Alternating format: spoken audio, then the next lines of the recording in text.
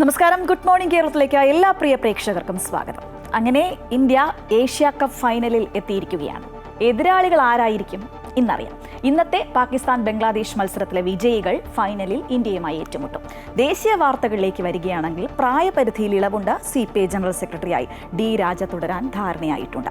രാഹുൽ മാങ്കൂട്ടത്തിലിന്റെ പാലക്കാടൻ വിശേഷങ്ങളും ഓപ്പറേഷൻ നുംഖൂറും ഒക്കെയായി വാർത്തകൾ ഒരുപാടുണ്ട്. വിശദമായി നോക്കാം. ആദ്യം പ്രധാന തലക്കെട്ടുകളിലേക്ക്.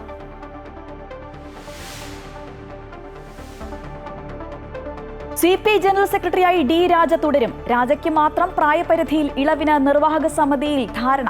തീരുമാനം കേരള ഘടകത്തിന്റെ എതിർപ്പ് മറികടന്ന്. അമർജിത് കൗറിന്റെ പേര് കൂടുതൽ ഘടകങ്ങളും തള്ളി. പുതിയ അംഗങ്ങളെ ഇന്ന് പ്രഖ്യാപിക്കും.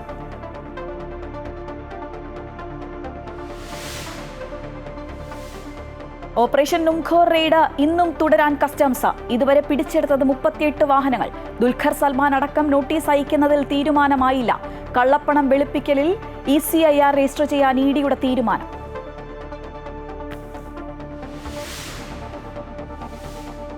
രാഹുൽ മാങ്കൂട്ടത്തിൽ പാലക്കാട് എത്തിയത് നേതൃത്വത്തിന്റെ മൗനാനുവാദത്തോടെ. മണ്ഡലത്തിലേക്ക് പോയത് KPCC പ്രസിഡന്റുമായി ചർച്ച നടത്തിയ ശേഷം. തദ്ദേശ തെരഞ്ഞെടുപ്പ് അടുത്തിരിക്കെ മണ്ഡലത്തിൽ സജീവമാകാൻ DCCയുടെയും മുസ്ലിം ലീഗിന്റെയും നിർദ്ദേശം.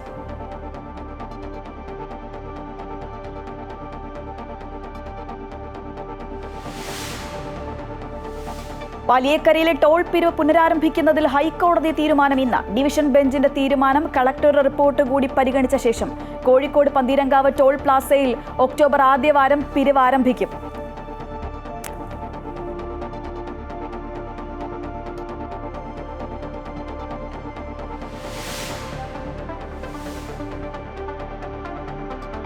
തൃശൂർ അതിരപ്പള്ളിയിൽ സ്വകാര്യ റിസോർട്ടിൽ നിന്ന് ചാലക്കുടി പുഴയിലേക്ക് ടോയ്ലറ്റ് മാലിന്യം ഒഴുക്കുന്നതായി പരാതി. നാട്ടുകാരുടെ പരാതിയിൽ റിസോർട്ടിന് സ്റ്റോപ്പ് മെമ്മോ നൽകിയ അധികൃതർ. റിസോർട്ട് ഇപ്പോഴും പ്രവർത്തനം തുടരുന്നു.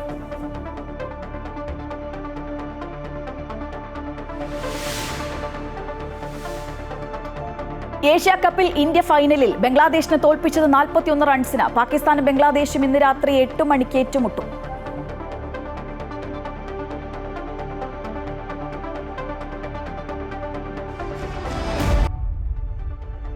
CPI 25ാം പാർട്ടി കോൺഗ്രസ് ഇന്ന് സമാപിക്കും. ജനറൽ സെക്രട്ടറിയായി D രാജ തുടരാനാണ് സാധ്യത. രാജയ്ക്ക് ഇളവ് നൽകുന്ന കാര്യത്തിൽ തത്വത്തിൽ ധാരണയായിട്ടുണ്ട്. കേരള ഘടകത്തിന്റെ എതിർപ്പ് മറികടന്നാണ് തീരുമാനം. സെൻട്രൽ സെക്രട്ടേറിയറ്റിലേക്ക് ബിനോയ് വിശ്വത്തിന് പുറമെ രാജ്യസഭാ MP P സന്തോഷ് കുമാറും എത്തിയേക്കും. രാഷ്ട്രീയ സംഘടനാ റിപ്പോർട്ടിന്മേലുള്ള ചർച്ചകൾക്ക് നേതൃത്വം ഇന്ന് മറുപടി പറയും. കൂടുതൽ വിവരങ്ങളുമായി KK പ്രശാന്ത് ചേരുകയാണ്.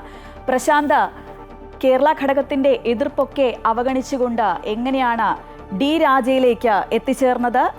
എന്തൊക്കെയാണ് കൂടുതൽ വിവരങ്ങൾ?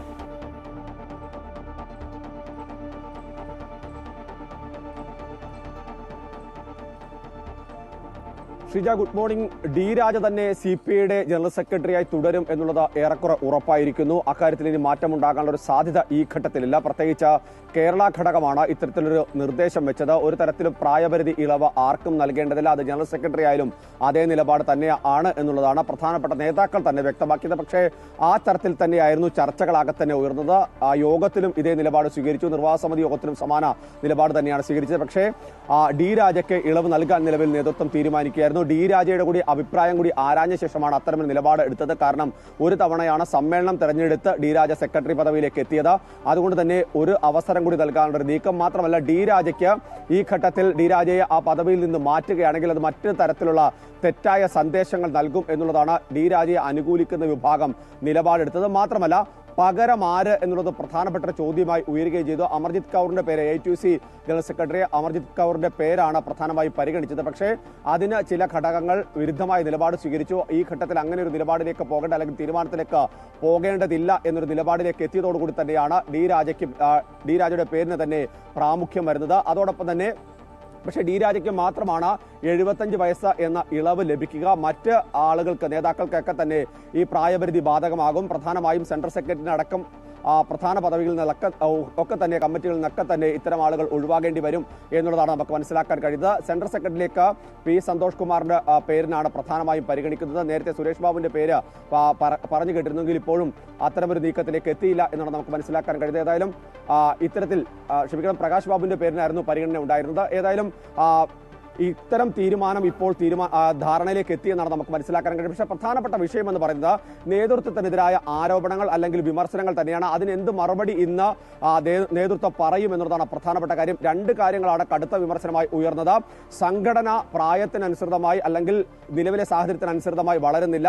ഇപ്പോഴും ഈ പ്രായമുള്ള ആൾക്കാർക്ക് കീഴിലേക്ക് പോകുന്നു, യുവാക്കളെ ആകർഷിക്കാൻ കഴിയുന്നില്ല എന്ന വിമർശനമാണ് പ്രധാനമായും ഉയർന്നു വന്നത്.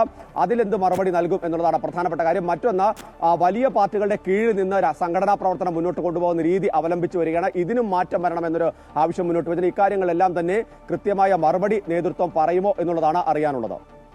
പ്രശാന്ത്, അതുപോലെ ബീഹാർ രാഷ്ട്രീയ ചൂടിലേക്ക് കടന്നിരിക്കുകയാണ്. സ്വാഭാവികമായും വികസന രാഷ്ട്രീയവും അതുപോലെ തന്നെ ഈ ഒരു ജാതി രാഷ്ട്രീയവും തമ്മിലുള്ള ഒരു പോരാട്ടമായിരിക്കില്ലേ നമ്മൾ സ്വാഭാവികമായും അവിടെ പ്രതീക്ഷിക്കേണ്ടത്?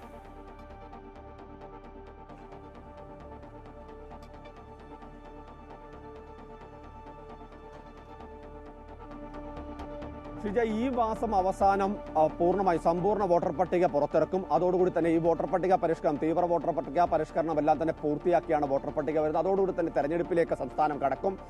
നിലവിലെ സാഹചര്യത്തിൽ വലിയ പോരാട്ടം ഉണ്ടാകുമെന്ന് തന്നെയാണ് നമ്മൾ പ്രതീക്ഷിക്കുന്നത്. പ്രത്യേകിച്ച് അത്രയധികം വിമർശനങ്ങളും ഒപ്പം തന്നെ രാഷ്ട്രീയ ആരോപണങ്ങളും പ്രചാരണവും എല്ലാം തന്നെ ഇപ്പോൾ തന്നെ കോൺഗ്രസും അതുപോലെ തന്നെ RJDയും എല്ലാം തന്നെ സംസ്ഥാനത്ത് നടത്തിയിരിക്കുന്നു.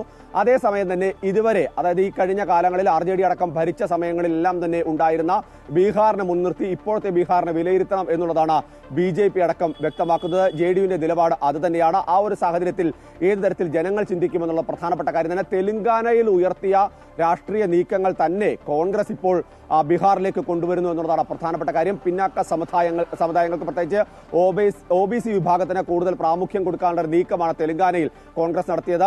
അതുകൊണ്ട് തന്നെ ആ പ്രാമുഖ്യം കൊടുക്കുമ്പോൾ ഏത് തരത്തിലായിരിക്കും ഇതിന്റെ ഒരു നിലപാടുകൾ മുന്നോട്ട് വരിക, സ്വാഭാവികമായും ജനങ്ങൾ ഏത് തരത്തിൽ ചിന്തിക്കുമെന്നുള്ളതാണ് പ്രധാനപ്പെട്ട കാര്യം. ഇന്നലെ തന്നെ ഇതുമായി ബന്ധപ്പെട്ട ന്യായപത്രിക പുറത്തിറക്കിയിട്ടുണ്ട്. അത് കോൺഗ്രസും ഒപ്പം തന്നെ RJD നേതാക്കളും സംയുക്തമായാണ് ഈ പത്രിക പുറത്തിറക്കിയത്. അതിൽ തന്നെ സംവരണ അതോറിറ്റി സ്ഥാപിക്കുന്നുണ്ട്. ഒപ്പം തന്നെ 25 കോടിയിലധികം വരുന്ന കരാറുകളുള്ള ജോലികളിൽ 50% OBC വിഭാഗങ്ങൾക്ക് സംവരണമുണ്ടാകും.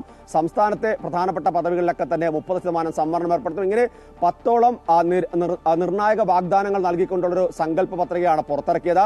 അതുകൊണ്ട് തന്നെ അത് സാധാരണ ജനങ്ങളെ എങ്ങനെ സ്വാധീനിക്കുമെന്നുള്ളത് പ്രധാനപ്പെട്ട കാര്യം. സമാനമായ ഇതിലുള്ള നീക്കങ്ങൾ നടത്തിയാണ് തെലങ്കാനയിൽ കോൺഗ്രസ് അധികാരം പിടിച്ചെടുത്തത്. അതുകൊണ്ട് തന്നെ ഇത്തരം നീക്കങ്ങൾ വളരെ ഗൗരവത്തോടു കൂടി തന്നെയാണ് BJP കാണുകയും ചെയ്തത്. പക്ഷേ ഇപ്പോഴും പ്രധാനപ്പെട്ട ഒരു കാര്യമുണ്ട്. ഈ സമയത്തും RJDയും കോൺഗ്രസും തമ്മിൽ ഈ സഖ്യങ്ങൾ തമ്മിലുള്ള ഒരു സീറ്റ് ധാരണയിലേക്ക് എത്തിയിട്ടില്ല. കോൺഗ്രസിന് കഴിഞ്ഞ തവണ നൽകിയ 70 സീറ്റ് ഇപ്പോഴും നൽകേണ്ട സാഹചര്യം ഇല്ല എന്നുള്ളതാണ്. കോൺഗ്രസ് 60 സീറ്റ് ഇപ്പോൾ ചോദിക്കുന്നുണ്ട്. കാരണം കൂടുതൽ സഖ്യകക്ഷികളുണ്ട്. അതുകൊണ്ട് തന്നെ 70-60 കോൺഗ്രസ് ചുരുക്കുന്നുണ്ട്. പക്ഷേ അത്രയും സീറ്റ് നൽകാനാകില്ല എന്ന നിലപാട് RJD സ്വീകരിച്ചു എന്നാണ് നമുക്ക് മനസ്സിലാക്കാൻ കഴിയുന്നത്. അതുകൊണ്ട് തന്നെ അക്കാര്യത്തിൽ എന്ത് നിലപാട് വരും എന്നുള്ളതാണ് പ്രധാനമായും അറിയാനുള്ളത്. ഏതായാലും കഴിഞ്ഞ തവണ 19 സീറ്റിൽ മാത്രമാണ് കോൺഗ്രസ് വിജയിച്ചു കയറുന്നത്. അതുകൊണ്ട് കൂടുതൽ സീറ്റ് നൽകുന്നതുകൊണ്ട് കാര്യമില്ല എന്നൊരു നിലപാട് RJD സ്വീകരിക്കുകയാണെങ്കിൽ ഈ സഖ്യത്തിൽ വലിയ പ്രശ്നങ്ങൾ ഉണ്ടാകും. പക്ഷേ ഇരുകൂട്ടരും ഒന്നിച്ചു തന്നെയാണ് ഈ സംയുക്ത പ്രസ്താവനകൾ ഇറക്കുന്നതും ശക്തമായ നടപടികളിലേക്ക് പോവുകയൊക്കെ ചെയ്യുന്നത്. ശ്രീജ, ശരി പ്രശാന്ത്, എന്തായാലും ബീഹാർ ഈ പറഞ്ഞതുപോലെ തെരഞ്ഞെടുപ്പ് ചൂടിലേക്ക് കടന്നിരിക്കുകയാണ്. മൊത്തത്തിൽ വിവരങ്ങൾ പങ്കുവയ്ക്കുകയായിരുന്നു KK പ്രശാന്ത്. സംസ്ഥാനത്ത് ഓപ്പറേഷൻ നുംഖോർ റെയ്ഡ് കസ്റ്റംസ് ഇന്നും തുടരും. 150ഓളം വാഹനങ്ങളിൽ ഇതുവരെ 38 എണ്ണം പിടിച്ചെടുത്തു. കുണ്ടന്നൂരിലെ ഫസ്റ്റ് ഓണർ വാഹനം കേന്ദ്രീകരിച്ച് അന്വേഷണം ഊർജിതമാക്കിയിട്ടുണ്ട്. ദുൽഖർ സൽമാൻ അടക്കമുള്ളവർക്ക് നോട്ടീസ് നൽകുന്ന കാര്യത്തിൽ തീരുമാനമായിട്ടില്ല. അതേസമയം കള്ളപ്പണം വെളുപ്പിക്കലിൽ ഉടൻ ECII രജിസ്റ്റർ ചെയ്യാനാണ് EDയുടെ തീരുമാനം. വിവരങ്ങളുമായി അശ്വതി ചേരുകയാണ്.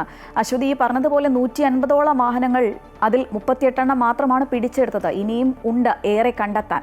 അതുകൊണ്ട് തന്നെ കൂടുതൽ ആളുകളിലേക്ക് ഇനി ED എത്തിച്ചേരാൻ തന്നെയല്ലേ, കസ്റ്റംസ് എത്തിച്ചേരാൻ തന്നെയല്ലേ സാധ്യത? ശ്രീജ, തീർച്ചയായിട്ടും ഈ ഓപ്പറേഷൻ നുംഖോറിന്റെ ഭാഗമായിട്ട് സംസ്ഥാന വ്യാപകമായിട്ടാണ് ഇത്തരത്തിലുള്ള റെയ്ഡുകൾ നടന്നുകൊണ്ടിരിക്കുന്നത്. കഴിഞ്ഞ ദിവസങ്ങളിൽ 150ഓളം വാഹനങ്ങളിൽ 38 എണ്ണം പിടിച്ചെടുത്തു കഴിഞ്ഞു. അതിനർത്ഥം ഇനിയും നിരവധി വാഹനങ്ങൾ ഉണ്ട് എന്നത് തന്നെയാണ്. ഒരുപക്ഷെ ഈ 150 മുകളിലേക്കൊക്കെ വാഹനങ്ങൾ പോകാനുള്ള, അതിന്റെ എണ്ണം പോകാനുള്ള ഒരു സാധ്യതയുണ്ട്. 198 വാഹനങ്ങൾ ഇറക്കുമതി ചെയ്തിട്ടുണ്ട് എന്ന ഒരു വിവരം കഴിഞ്ഞ ദിവസവും പുറത്തേക്ക് വരുന്നുണ്ടായിരുന്നു. അങ്ങനെയെങ്കിൽ അത് കുറെ കൂടി നീളാനുള്ള, പട്ടിക കുറെ കൂടി നീളാനുള്ള സാധ്യതയുണ്ട്. മാത്രമല്ല സിനിമാ മേഖല കേന്ദ്രീകരിച്ചാണ് പ്രധാനമായും ഇത്തരത്തിലുള്ള ഒരു പ്രശ്നങ്ങൾ ഉണ്ടായിട്ടുള്ളത്. അതുകൊണ്ട് തന്നെ കൂടുതൽ അറസ്റ്റ്, അതും പ്രമുഖർ അറസ്റ്റ് കൂടുതൽ ആളുകളിലേക്ക്, അതായത് പ്രമുഖരുടെ പേരുകളിലേക്ക് തന്നെ അന്വേഷണം നീളാനും ഒരുപക്ഷെ കൂടുതൽ റെയ്ഡിനുള്ള സാധ്യത കൂടിയുണ്ട്. ഇത് വളരെ ഊർജിതമായിട്ടാണ് കസ്റ്റംസ് ഇക്കാര്യത്തിൽ പരിശോധന നടത്തിക്കൊണ്ടിരിക്കുന്നത്. കഴിഞ്ഞ ദിവസം പുണ്ടന്നൂരിൽ നിന്ന് പിടിച്ചെടുത്ത വാഹനവുമായി ബന്ധപ്പെട്ടുള്ള കൂടുതൽ അന്വേഷണം നടന്നുകൊണ്ടിരിക്കുകയാണ്. മാത്രമല്ല ദുൽഖർ സൽമാന്റെ വീട്ടിലൊക്കെ കഴിഞ്ഞ ദിവസം വലിയ പരിശോധനകൾ നടന്നിരുന്നു. പക്ഷെ അദ്ദേഹത്തിന് നോട്ടീസ് നൽകുന്നതടക്കമുള്ള കാര്യങ്ങളിലൊന്നും ഇതുവരെ തീരുമാനമായിട്ടില്ല. മാത്രമല്ല അദ്ദേഹത്തിന്റെ 2 വാഹനങ്ങൾ കണ്ടെത്താനും ഉണ്ട്. അതിനും ഉള്ള തിരച്ചിൽ തുടരുകയുമാണ്. അക്കാര്യങ്ങളിലൊക്കെ വലിയ ചലനങ്ങൾ ഉടൻ ഉണ്ടാകാനുള്ള സാധ്യതയുണ്ട്. ഒരുപക്ഷെ ഇന്ന് തന്നെ കൂടുതൽ തീരുമാനങ്ങൾ ഉണ്ടായേക്കാം. മാത്രമല്ല ED ഈ വിഷയത്തിൽ ഇടപെട്ടു എന്നതാണ് ഏറ്റവും പ്രധാനപ്പെട്ടത്. കള്ളപ്പണം വെളുപ്പിക്കൽ നിയമവുമായി ബന്ധപ്പെട്ടിട്ടുള്ള കാര്യങ്ങളിലാണ് ED ഇടപെട്ടിട്ടുള്ളത്. EDയുടെ ECIR ഉടൻ രജിസ്റ്റർ ചെയ്യാനാണ് തീരുമാനം. അത് ഉടൻ തന്നെ രജിസ്റ്റർ ചെയ്ത് ഈ കള്ളപ്പണം വെളുപ്പിക്കലുമായി ബന്ധപ്പെട്ട കാര്യങ്ങളിൽ ED അന്വേഷണം നടത്തുകയും ചെയ്തു. കഴിഞ്ഞ ദിവസം ഒരേ സമയമാണ് സംസ്ഥാന വ്യാപകമായി ഓപ്പറേഷൻ മുൻകൂറിന് തുടക്കമിട്ടത്. പല ഇടങ്ങളിൽ ഒരേ സമയം റെയ്ഡ് നടത്തുകയും ചെയ്തിരുന്നു. വലിയൊരു റാക്കറ്റിന്റെ ഒരു കണ്ണി മാത്രമാണ് കേരളത്തിലേക്ക് നീളുന്നത് എന്നതാണ് കസ്റ്റംസിന് ബോധ്യപ്പെട്ടിരിക്കുന്നത്. അതുകൊണ്ട് തന്നെ പുറത്തും സമാനമായ രീതിയിൽ വലിയ രീതിയിലുള്ള പരിശോധന നടത്താനുള്ള സാധ്യത കൂടി ഇക്കാര്യത്തിൽ ഉണ്ട്. പുതിയ കാറുകൾ ഇറക്കുമതി ചെയ്യണമെങ്കിൽ 200% തീരുവ നൽകണം. മറ്റൊരു രാജ്യത്ത് അത് ഉപയോഗിച്ച കാറാണെങ്കിൽ അത് രാജ്യത്തേക്ക് കൊണ്ടുവരാനും ചട്ടവും തീരുവയൊക്കെ ഉണ്ട്. ഇതെല്ലാം മറികടന്നുകൊണ്ടാണ് ഈ റാക്കറ്റിന്റെ പ്രവർത്തനം എന്നാണ് വിവരം. എന്തായാലും വിശദമായ ഒരു പരിശോധന ഇക്കാര്യത്തിൽ ഉണ്ടാകും. കേരളത്തിൽ തന്നെ വിവിധയിടങ്ങളിൽ വരും മണിക്കൂറുകളിലും റെയ്ഡിനുള്ള സാധ്യതയുണ്ട്. ശ്രീജ. എന്തായാലും സംസ്ഥാനത്ത് ഓപ്പറേഷൻ മുഖോർ റെയ്ഡ് കസ്റ്റംസ് ഇന്നും തുടരുമെന്നാണ് അറിയാൻ കഴിയുന്ന വിവരങ്ങളുമായി ഒപ്പം ചേരുകയായിരുന്നു അശ്വതി. കോൺഗ്രസ് നേതൃത്വത്തിന്റെ മൗനാനുവാദത്തോടെയാണ് രാഹുൽ മാങ്കൂട്ടത്തിൽ പാലക്കാട് എത്തിയത്. KPCC പ്രസിഡന്റ് സണ്ണി ജോസഫുമായി ചർച്ച നടത്തിയ ശേഷമാണ് രാഹുൽ മണ്ഡലത്തിലേക്ക് പോയതെന്നാണ് അറിയാൻ കഴിയുന്നത്. തദ്ദേശ തെരഞ്ഞെടുപ്പ് അടുത്തിരിക്കെ മണ്ഡലത്തിൽ സജീവമാകണമെന്നാണ് DCCയുടെയും മുസ്ലിം ലീഗിന്റെയും നിലപാട്. വിവരങ്ങളുമായി രജിത്ത് ചേരുകയാണ്. രജിത്ത്, ഈ പറഞ്ഞതുപോലെ തെരഞ്ഞെടുപ്പ് തന്നെയാണ് മുഖ്യം. അതുകൊണ്ട് തന്നെ എന്തായാലും നേതൃത്വം രാഹുൽ മാങ്കൂട്ടത്തിലിനെ പിന്തുണയ്ക്കുകയാണ്. പക്ഷേ കോൺഗ്രസിന്റെ ഒരു പിന്തുണയുണ്ട് എന്ന ആരോപണം BJP അടക്കം ഉന്നയിക്കുന്നുണ്ട്. അതുകൊണ്ട് പ്രതിഷേധം ഇന്നും ശക്തമാകാൻ തന്നെയല്ലേ സാധ്യത? തീർച്ചയായും കഴിഞ്ഞ ദിവസം 38 ദിവസങ്ങൾക്ക് ശേഷമാണ് രാഹുൽ മാങ്കൂട്ടം പാലക്കാട് മണ്ഡലത്തിൽ എത്തുന്നത്. തന്റെ മണ്ഡലത്തിലെ പ്രവർത്തനങ്ങൾ അദ്ദേഹം സജീവമാകുന്നു എന്ന് തന്നെയാണ് ഇന്നലെ നൽകുന്ന സൂചന. ഇന്നലെ അദ്ദേഹം ഓഫീസിലടക്കം എത്തുകയും ചെയ്തിരുന്നു. MLA ഓഫീസിലെത്തി നിവേദനങ്ങളടക്കം സ്വീകരിക്കുകയും ചെയ്തിരുന്നു. ഇന്നും അദ്ദേഹം പാലക്കാട് MLA ഓഫീസിലേക്ക് എത്തും എന്ന് തന്നെയാണ് അറിയിച്ചിട്ടുള്ളത്. ഒപ്പം തന്നെ വിവിധ പരിപാടികളിൽ ഇന്ന് അദ്ദേഹം പങ്കെടുക്കും. പാലക്കാട് മണ്ണർകാട് PJ പൗലോസ് KPCCയുടെ സെക്രട്ടറി ആയിരുന്ന PJ പൗലോസ് അന്തരിച്ചിരുന്നു. അദ്ദേഹത്തിന്റെ വീട്ടിലെത്തും. അദ്ദേഹത്തിന്റെ സംസ്കാര ചടങ്ങിലടക്കം പങ്കെടുക്കും.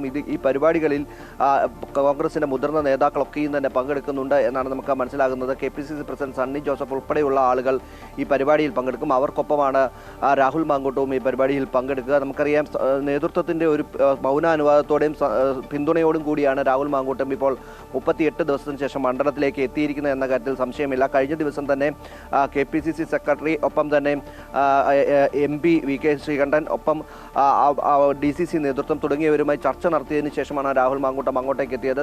KPCC നേതൃത്വത്തിൽ നിന്നും DCC നേതൃത്വത്തിനടക്കം ഇത് സംബന്ധിച്ച നിർദ്ദേശവും നൽകുന്നു. രാഹുൽ മാങ്കൂട്ടം മണ്ഡലത്തിലേക്ക് എത്തുകയാണെന്നോ ആവശ്യമായ പിന്തുണ നൽകണമെന്ന നിർദ്ദേശമടക്കം ലഭിച്ചിട്ടുണ്ട് എന്നാണ് DCC നേതൃത്വം തന്നെ വ്യക്തമാക്കുന്നത്. അങ്ങനെയെങ്കിൽ രാഹുൽ വീണ്ടും മണ്ഡലത്തിലേക്ക് സജീവമായി തന്നെ എത്തുന്നു. അതും നേതൃത്വത്തിന്റെ പിന്തുണയോടുകൂടി തന്നെ എത്തുന്നു എന്നത് തന്നെയാണ് ഏറ്റവും പ്രധാനപ്പെട്ട കാര്യം. ഇന്ന് വിവിധ പരിപാടികളിൽ അദ്ദേഹം പങ്കെടുക്കുന്നുണ്ട്. MLAയുടെ നേതൃത്വത്തിൽ നിർമ്മിക്കുന്ന 20ഓളം വീടുകളുടെ നിർമ്മാണ പ്രവർത്തനങ്ങൾ നേരിട്ട് വിലയിരുത്തും എന്നാണ് നമുക്ക് മനസ്സിലാക്കാൻ കഴിയുന്നത്. എന്തുതന്നെയായാലും നവരാത്രി ആഘോഷവുമായി ബന്ധപ്പെട്ടുകൊണ്ട് വിവിധ പരിപാടികൾ മണ്ഡലത്തിൽ നടക്കുന്നുണ്ട്. വൈകുന്നേരങ്ങളിൽ ക്ഷേത്രങ്ങളിലടക്കം ദർശനം നടത്തുന്ന അടക്കമുള്ള പരിപാടികൾ ഇന്ന് അദ്ദേഹത്തിനുണ്ട്. ഒപ്പം പ്രധാനപ്പെട്ട മറ്റ് പരിപാടികൾ, പേഴ്സണലായിട്ടുള്ള മറ്റു പരിപാടികളൊക്കെയും ഉണ്ട്. ആ പരിപാടികളിലൊക്കെയും ഇന്ന് അദ്ദേഹം പങ്കെടുക്കും. ഏറ്റവും കൂടുതൽ ആളുകളെ നേരിട്ട് സന്ദർശിക്കുന്നതിന് തന്നെയാണ് നേതൃത്വം രാഹുൽ മാങ്കൂട്ടം മുൻതൂക്കം നൽകുന്നത് എന്നാണ് നമുക്ക് മനസ്സിലാകുന്നത്. ആളുകളെ നേരിൽ കണ്ട് സംസാരിക്കുന്നതിനും നേരിൽ കണ്ട് ചർച്ചകൾ നടത്തുന്നതിനുമായി ഉപയോഗിക്കുകയാണ്. അപ്പം നേരത്തെ സൂചിപ്പിച്ചതുപോലെ തന്നെ തദ്ദേശ സ്വയംഭരണ തെരഞ്ഞെടുപ്പ് അടുത്ത് നിൽക്കുന്ന സമയത്ത് തന്നെ MLA മണ്ഡലത്തിൽ ഇല്ലാത്തൊരു സാഹചര്യം നേതൃത്വത്തിന് വലിയൊരു തിരിച്ചടി ഉണ്ടാകുമെന്ന തിരിച്ചറിവോടുകൂടി തന്നെയാണ് രാഹുലിനോട് വീണ്ടും മണ്ഡലത്തിലേക്ക് സജീവമാകാനുള്ള നിർദ്ദേശം നൽകിയിരിക്കുന്നത് എന്ന് കരുതേണ്ടിയിരിക്കുന്നു. കാരണം നേതൃത്വത്തിന്റെ പിന്തുണയോടുകൂടി തന്നെ രാഹുൽ അവിടേക്ക് എത്തുന്നു എന്ന കാര്യത്തിൽ സംശയമില്ല. DCC നേതൃത്വം ഇക്കാര്യം വ്യക്തമാക്കുകയും ചെയ്തിട്ടുണ്ട്. തീർച്ചയായും എന്തായാലും നേതൃത്വത്തിന്റെ പിന്തുണയോടെ എത്തിയ രാഹുൽ മാങ്കൂട്ടത്തിൽ പാലക്കാട് കൂടുതൽ സജീവമാകാൻ തന്നെയാണ് പോകുന്നത്. വിവരങ്ങളുമായി ഒപ്പം ചേരുകയായിരുന്നു രജിത്ത്. എന്തായാലും പാലിയേക്കരയിലെ ടോൾ പിരിവ് പുനരാരംഭിക്കുന്നതിൽ ഹൈക്കോടതി തീരുമാനം ഇന്നുണ്ടാകും. മുരിങ്ങൂരിൽ സർവീസ് റോഡ് ഇടിഞ്ഞതിൽ ജില്ലാ കളക്ടർ ഇന്ന് കോടതിക്ക് റിപ്പോർട്ട് നൽകും. കളക്ടറുടെ റിപ്പോർട്ട് കൂടി പരിഗണിച്ച ശേഷമായിരിക്കും ഡിവിഷൻ ബെഞ്ചിന്റെ തീരുമാനം. ദേശീയപാതയിലെ ഗതാഗത കുരുക്കിനെ തുടർന്ന് ടോൾ പിരിവ് ഹൈക്കോടതി തടഞ്ഞത് 1 മാസം മുമ്പാണ്. ചില വ്യവസ്ഥകളോടെ ടോൾ പുനരാരംഭിക്കുന്നത് അനുവദിക്കാമെന്ന് കോടതി കഴിഞ്ഞ ദിവസം പരാമർശിച്ചിരുന്നു. ടോൾ പിരിവ് പുനരാരംഭിക്കാൻ ദേശീയപാത അതോറിറ്റി സുപ്രീം കോടതിയെ സമീപിച്ചുവെങ്കിലും അനുകൂല ഉത്തരവുണ്ടായില്ല. കടുത്ത ഗതാഗത കുരുക്കിനെ തുടർന്ന് സർവീസ് റോഡുകളിലടക്കം അറ്റകുറ്റപ്പണി അവസാന ഘട്ടത്തിലാണെന്ന് തൃശൂർ ജില്ലാ കളക്ടർ കഴിഞ്ഞ ദിവസം കോടതിയെ അറിയിച്ചു. 6 വരിയായി നവീകരിച്ച ദേശീയപാതയിലെ കോഴിക്കോട് പന്തീരങ്കാവ് അത്യാധുനിക ടോൾ പ്ലാസയിൽ ഒക്ടോബർ ആദ്യവാരം പിരിവ് ആരംഭിക്കും. അടുത്ത ദിവസങ്ങളിൽ ടോൾ പിരിവിന്റെ ട്രയൽ റൺ ആരംഭിക്കുമെന്നാണ് അറിയാൻ കഴിയുന്നത്. ഇരുചക്ര മുച്ചക്ര വാഹനങ്ങളെ ടോൾ പിരിവിൽ നിന്ന് എന്തായാലും ഒഴിവാക്കിയിട്ടുണ്ട്. പാലാഴിക്കും പന്തീരങ്കാവിനും ഇടയിലുള്ള കൂടത്തുംപാറയിലാണ് അത്യാധുനിക ടോൾ പ്ലാസയുടെ നിർമ്മാണം പൂർത്തീകരിച്ചത്. ഒക്ടോബർ ആദ്യവാരം ടോൾ പിരിവ് ആരംഭിക്കാനുള്ള നടപടിക്രമങ്ങൾ പൂർത്തിയായി. ഫാസ്ടാഗ് സംവിധാനം പ്രവർത്തനക്ഷമമായിട്ടുണ്ട്. 20 കിലോമീറ്റർ ചുറ്റളവിലുള്ള ഉടമകളുടെ വാഹനങ്ങൾക്ക് ഇളവ് ഏർപ്പെടുത്തിയിട്ടുണ്ട്. പോലീസ് എയ്ഡ് പോസ്റ്റ്, മെഡിക്കൽ സംവിധാനം, ശുചിമുറികൾ, ആംബുലൻസുകൾ, ക്രെയിൻ, റിക്കവറി വാൻ സംവിധാനങ്ങളെല്ലാം സജ്ജമായി കഴിഞ്ഞു. വെങ്ങളം മുതൽ രാമനാട്ടുകര വരെ ദേശീയപാത നവീകരിച്ച KMC കൺസ്ട്രക്ഷൻസ് ആണ് ടോൾ പ്ലാസ നിർമ്മിച്ചത്. 2 ആംബുലൻസ് ഉണ്ട്, 2 ടൂൾ വണ്ടി ഉണ്ട്, പിന്നെ ബാത്റൂം സൗകര്യങ്ങൾ, പിന്നെ ഫസ്റ്റ് എയ്ഡ് സൗകര്യങ്ങൾ, ഡോക്ടർ ഉണ്ടാവും, നഴ്സ് ഉണ്ടാവും, പിന്നെ പോലീസ് എയ്ഡ് പോസ്റ്റ് ഉണ്ട്. അത്യാവശ്യ ഘട്ടത്തിൽ റെസ്റ്റ് എടുക്കണമെന്നുണ്ടെങ്കിൽ അതിനുള്ള സൗകര്യങ്ങളും ഉണ്ട്. എല്ലാ സൗകര്യവും ഉണ്ട് ഇവിടെ. വെങ്ങളം മുതൽ രാമനാട്ടുകര വരെ 28 കിലോമീറ്റർ ദേശീയപാതയുടെ ലൈവ് ദൃശ്യങ്ങൾ ടോൾ പ്ലാസയിലെ കൺട്രോൾ റൂമിൽ 24 മണിക്കൂറും നിരീക്ഷിക്കാനാവും. ഇതിനായി 50 ക്യാമറകളാണ് സ്ഥാപിച്ചിട്ടുള്ളത്. ഡൽഹി ആസ്ഥാനമായുള്ള റഞ്ചൂർ കമ്പനിക്കാണ് ടോൾ പിരിവിനുള്ള ചുമതല. ടോൾ നിരക്ക് സംബന്ധിച്ച് തീരുമാനമായിട്ടില്ല. സംസ്ഥാനത്തെ തന്നെ അത്യാധുനിക സംവിധാനങ്ങളുള്ള ടോൾ പ്ലാസയാണ് കോഴിക്കോട് സ്ഥാപിച്ചിട്ടുള്ളതെന്ന് അധികൃതർ അറിയിച്ചു. അമൃത ന്യൂസ്, കോഴിക്കോട്. തൃശൂർ എറണാകുളം ദേശീയപാതയിലെ യാത്രാ ദുരിതത്തിലേക്കാണ് ഇനി നമ്മൾ പോകുന്നത്. തൃശൂർ എറണാകുളം ദേശീയപാതയിൽ ഗതാഗത കുരുക്കിനൊപ്പം ബദൽപാത കൂടി തകർന്നതോടെ പ്രദേശവാസികൾ ദുരിതത്തിലായി. താൽക്കാലികമായി ഒരുക്കിയ ബദൽപാതയാണ് തകർന്ന് തരിപ്പണമായി കിടക്കുന്നത്. കണ്ടെയ്നർ ഉൾപ്പെടെയുള്ള വലിയ വാഹനങ്ങൾ ഇടുങ്ങിയ ബദൽപാതയിലൂടെ എത്താൻ തുടങ്ങിയതാണ് വലിയ ഗതാഗത കുരുക്കിന് കാരണമായത്. ഗതാഗത കുരുക്കും പൊടിശല്യവും ഒക്കെ കാരണം ജീവിക്കാൻ കഴിയാത്ത സാഹചര്യമാണെന്ന് പ്രദേശവാസികളും പറയുന്നു. ദേശീയപാതയിലെ അടിപ്പാത നിർമ്മാണത്തെ തുടർന്ന് മണിക്കൂറുകളോളം അനുഭവിക്കേണ്ടി വരുന്ന ഗതാഗത കുരുക്കിനെ മറികടക്കാനാണ് ബദൽപാത സംവിധാനം ഒരുക്കിയത്. എന്നാൽ ബദൽപാത തകർന്ന് തരിപ്പണമായ അവസ്ഥയിലാണ്. പലയിടങ്ങളിലും മെറ്റൽ നിരത്തി കുഴിയടച്ച അവസ്ഥ. ഇടുങ്ങിയ കുണ്ടും കുഴിയും നിറഞ്ഞ പാതകളിലൂടെ എത്തുന്നതോ വലിയ ആനവണ്ടികൾ. പ്രദേശവാസികളുടെ മതിലുകൾ പലതും ബസ്സും ലോറിയും ഇടിച്ച് തകർന്നു. രൂക്ഷമായ ഗതാഗത കുരുക്കും പൊടിശല്യവും പ്രദേശവാസികളെ വലയ്ക്കുകയാണ്. ഇവിടെ ചുറ്റുവട്ടത്തുള്ള ആൾക്കാർക്കൊക്കെ അറിയാം, നമുക്കിതിലെ ഒരു ഹോസ്പിറ്റൽ കേസ് പോകാനായിട്ട് ഇപ്പോഴും റോഡ് കിടക്കുന്നുണ്ട്. ഈ വീടുകളിൽ നിന്നും ഒരു ഹോസ്പിറ്റലിലേക്ക് ഒരു യാത്രക്കാരെ കൊണ്ടുപോകാനോ ഒന്നിനും സൗകര്യമില്ലാത്ത കണ്ടീഷനായി പോയി എന്നുള്ളതാണ്. ഒരുപാട് അനുഭവിക്കുന്നുണ്ട് ഇവിടെ ചുറ്റുവട്ടത്തുള്ള വീട്ടുകാർ തന്നെ. അപ്പോൾ ഇതിന് ഒരുപാട് സമരങ്ങളും കാര്യങ്ങളൊക്കെ നടക്കുന്നുണ്ട്. പക്ഷേ അത് കറക്റ്റല്ല കാര്യങ്ങൾ. ഒരു രാത്രി മിഡ് നൈറ്റ് കഴിഞ്ഞാൽ വലിയ വലിയ ലോറികൾ ഒക്കെ ഇതിലെ കയറി വരുന്നുണ്ട്. അങ്ങനെ അവർ വന്ന് ഇടിച്ചാണ്. ഇപ്പോൾ നമ്മൾ പറയുകയാണെങ്കിൽ ഇപ്പോൾ നിസാൻ ടിപ്പറോ അല്ലെങ്കിൽ ഈ ടാറ്റ 400 അതുപോലത്തെ വണ്ടികളല്ല, അതിലും കുറച്ചും കൂടെ സൈസ് കൂടിയ വണ്ടി. അനുവദനീയമല്ലാത്ത വലിയ വാഹനങ്ങൾ ചെറു റോഡിലേക്ക് എത്തുമ്പോൾ ദുരിതമനുഭവിക്കുന്നത് സമീപവാസികളാണ്. ദേശീയപാതയ്ക്ക് സമാനമായി വീടിന് തൊട്ടു മുൻപിലെ റോഡിലും ഗതാഗത കുരുക്ക് സഹിക്കാനാകുന്നില്ലെന്ന് നാട്ടുകാർ പറയുന്നു.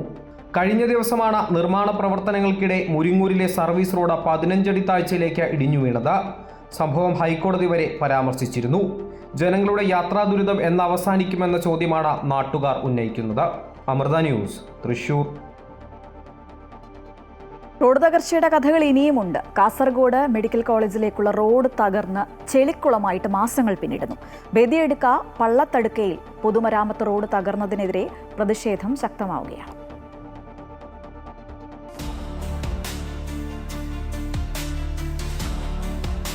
യാത്രക്കാരുടെ നടുവടിക്കുന്ന റോഡ് തകർച്ചയുടെ ഞെട്ടിക്കുന്ന കാഴ്ചയാണിത്. കാസർഗോഡ് ഉക്കിനടുക്ക മെഡിക്കൽ കോളേജിലേക്കുള്ള പാതയിൽ പള്ളത്തടുക്കയിൽ റോഡ് പൂർണ്ണമായും തകർന്ന് ചെളിക്കുളമായിട്ട് 6 മാസത്തോളമായി. ബസ്സും ലോറിയും അടക്കമുള്ള വലിയ വാഹനങ്ങളടക്കം ടാറിംഗ് ഇല്ലാതായി ചെളിവെള്ളം കെട്ടിക്കിടക്കുന്ന പ്രദേശം കടക്കുവാൻ ഏറെ പ്രയാസപ്പെടുകയാണ്.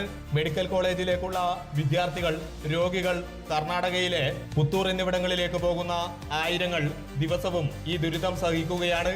വളരെ ബുദ്ധിമുട്ടാണ് റോഡിൻ്റെ ഒരു അവസ്ഥ എന്ന് പറഞ്ഞെങ്കിൽ. ഇപ്പോൾ അവിടെ ആ ബ്രിഡ്ജിൻ്റെ അടുത്ത് പൊട്ടിയിട്ടുള്ള സംഭവത്തിൽ പറഞ്ഞെങ്കിൽ വണ്ടി ഇപ്പോൾ ലോഡുണ്ട്. ലോഡുള്ള സമയത്ത് അതിൽ നിന്ന് കയറാനൊന്നും പറ്റുന്നില്ല. അത്രയും ബുദ്ധിമുട്ടാണ്. അവിടെ ഇപ്പോൾ പിന്നെ നിർത്തിയിട്ട് ഈ ഹൈ ഗിയർ ഉള്ളതുകൊണ്ട് മറ്റു വണ്ടിയുള്ളതെങ്കിൽ വലിക്കുകയും ചെയ്യില്ല. വളരെ പരിതാപകമാണ് റോഡിന്റെ അവസ്ഥ. കാസർഗോഡ് മതിയടുക്ക പൊതുമരാമത്ത് റോഡിലെ ഈ തകർച്ച പല സമയങ്ങളിലും മണിക്കൂറുകൾ നീണ്ട ഗതാഗത കുരുക്കിനും ഇടയാക്കുന്നു. മെഡിക്കൽ കോളേജിലേക്ക് വിദ്യാർത്ഥികൾ വരാൻ തുടങ്ങിയ സാഹചര്യത്തിൽ അടിയന്തര അറ്റകുറ്റപ്പണികൾ നടത്തിയില്ലെങ്കിൽ വരും ദിവസങ്ങളിൽ ശക്തമായ പ്രതിഷേധ സമരങ്ങൾ നടത്തുവാനുള്ള ഒരുക്കത്തിലാണ് നാട്ടുകാരും യുവജന സംഘടനകളും. അമൃത ന്യൂസ്, കാസർഗോഡ്. കോട്ടയം വൈക്കത്ത് KSRTC ഡ്രൈവറെ പോലീസ് മർദ്ദിച്ചതായി പരാതി. മൂന്നാർ ഡിപ്പോയിലെ ഡ്രൈവറായ വേലായുധനെയാണ് വൈക്കം പോലീസ് മർദ്ദിച്ചത്. പോലീസ് ജീപ്പിൽ KSRTC ബസ് തട്ടി എന്ന് പറഞ്ഞ് പോലീസ് തല്ലുകയായിരുന്നു എന്നാണ് പരാതിയിൽ പറയുന്നത്. മൂന്നാറിൽ നിന്ന് ആലപ്പുഴയിലേക്ക് പോയ ബസ് വൈക്കത്തിനടുത്ത് ഉലലയിൽ എത്തിയപ്പോഴാണ് സംഭവമുണ്ടായത്. ബസ് തട്ടി പോലീസ് ജീപ്പിന്റെ സൈഡ് മിറർ ഉരഞ്ഞു എന്ന് പറഞ്ഞായിരുന്നു മർദ്ദനം. മർദ്ദനത്തിൽ പരിക്കേറ്റ ഡ്രൈവർ വൈക്കം താലൂക്ക് ആശുപത്രിയിൽ ചികിത്സ തേടി. എന്നിട്ട് പറഞ്ഞാൽ ഈ മദ്യപിച്ചിട്ടുണ്ടെങ്കിൽ സാറ് ഊതാനുള്ള മിഷൻ വന്ന് ഞാൻ ഊതിയവരാണ്. അവർ മിഷൻ കൊണ്ട് ഊതിയപ്പോൾ പറഞ്ഞു അവരോട് പോയി എന്ന് പറഞ്ഞു. അത് പറഞ്ഞിട്ട് നിൽക്കുമ്പോഴേക്കും അയാൾ അടി കഴിഞ്ഞിട്ടുണ്ട്. അത് പറഞ്ഞു നിൽക്കുമ്പോഴേക്കും ഞാൻ അടിക്കുന്നുള്ള പ്രതീക്ഷയില്ലല്ലോ. പെട്ടെന്ന് ഇയാളെ ഒറ്റ അടിയാണ് ഇതെന്തിരിക്കും. പോലീസ് മർദ്ദനത്തിന്റെ കഥകളും അങ്ങനെ തുടരുകയാണ്. ഇതിൽ നമ്മൾ മറ്റൊരു വാർത്തയിലേക്ക് പോവുകയാണ്. തൃശൂർ അതിരപ്പള്ളിയിൽ സ്വകാര്യ റിസോർട്ടിൽ നിന്ന് ചാലക്കുടി പുഴയിലേക്ക് ടോയ്ലറ്റ് മാലിന്യം ഒഴുക്കുന്നതായി പരാതി. വർഷങ്ങളായി അതിരപ്പള്ളിയിൽ പ്രവർത്തിക്കുന്ന നിരാമയ സംരോഹ എന്ന റിസോർട്ടിനെതിരെയാണ് പരാതി. നാട്ടുകാരുടെ പരാതിയെ തുടർന്ന് പഞ്ചായത്ത് അധികൃതരെത്തി സ്ഥലത്ത് പരിശോധന നടത്തുകയും റിസോർട്ടിന് സ്റ്റോപ്പ് മെമ്മോ നൽകുകയും ഒക്കെ ചെയ്തു. അതേസമയം സ്റ്റോപ്പ് മെമ്മോ ലഭിച്ചിട്ടും റിസോർട്ടിന്റെ പ്രവർത്തനം തുടരുകയാണ്. അതിരപ്പള്ളി വെള്ളച്ചാട്ടത്തിനോട് ചേർന്ന് ചാലക്കുടി പുഴയ്ക്ക് സമീപം പ്രവർത്തിക്കുന്ന റിസോർട്ടിൽ നിന്നാണ് ടോയ്ലറ്റ് മാലിന്യങ്ങൾ പുഴയിലേക്ക് പുറന്തള്ളുന്നത്. വർഷങ്ങളായി പ്രദേശത്ത് പ്രവർത്തിക്കുന്ന റിസോർട്ടിൽ നിന്നും രാത്രികാലങ്ങളിലും തിരക്കൊഴിഞ്ഞ സമയങ്ങളിലുമാണ് മാലിന്യങ്ങൾ പുറന്തള്ളിയിരുന്നത്. കഴിഞ്ഞ ദിവസം പ്രദേശവാസികളിൽ ചിലർ ഇക്കാര്യം കണ്ടെത്തിയതോടെയാണ് റിസോർട്ടിനെതിരെ പരാതി ഉയർന്നതും നാട്ടുകാർ പ്രതിഷേധം ആരംഭിച്ചതും. ആയിരക്കണക്കിന് ആളുകൾ നിത്യേന ഉപയോഗിക്കുന്ന നിരവധി കുടിവെള്ള പദ്ധതികൾ പ്രവർത്തിക്കുകയും ചെയ്യുന്ന പുഴയിലേക്കാണ് ടോയ്ലറ്റ് മാലിന്യങ്ങൾ പുറന്തള്ളുന്നത്. പരാതികൾ ഉയർന്നതോടെ പഞ്ചായത്ത് അധികൃതർ സ്ഥലത്തെത്തുകയും പുഴയിൽ നിന്ന് വെള്ളത്തിന്റെ സാമ്പിൾ ശേഖരിച്ച് പരിശോധിക്കുകയും ചെയ്തിരുന്നു. പരിശോധനയിൽ കോളിഫോം ബാക്ടീരിയയുടെ സാന്നിധ്യം സ്ഥിരീകരിച്ചതോടെ സ്ഥാപനത്തിന് പഞ്ചായത്ത് സ്റ്റോപ്പ് മെമ്മോ നൽകി. എന്നാൽ റിസോർട്ട് അധികൃതർ സ്റ്റോപ്പ് മെമ്മോ കൈപ്പറ്റാൻ ഇതുവരെ തയ്യാറായിട്ടില്ല. കഴിഞ്ഞ പ്രാവശ്യം ഞങ്ങൾ ഇവിടെ കിടന്ന് സമരം ചെയ്തതാ. ഒരു കാര്യം ഉണ്ടായില്ലേ സമരം ചെയ്തിട്ട്. അത് ബാക്കിക്കോടെ വന്ന് നിന്നിട്ടൊന്നും ഞങ്ങൾക്കറിയില്ല. അതിന് പുറമെ ഞങ്ങൾ അതേപോലെ കുളിക്കാൻ പറ്റില്ല മോനെ. ഇതിലേ പോയിട്ട് അപ്പുറത്തെ കടവിൽ പോയിട്ട് ആനയുടെ ചവിട്ട കൊണ്ടിട്ട് ഞങ്ങൾ കുളിക്കുന്നത്. ഈ ചാലക്കുടി പുഴയിൽ 27 ജലനിധി പദ്ധതികളുണ്ട്.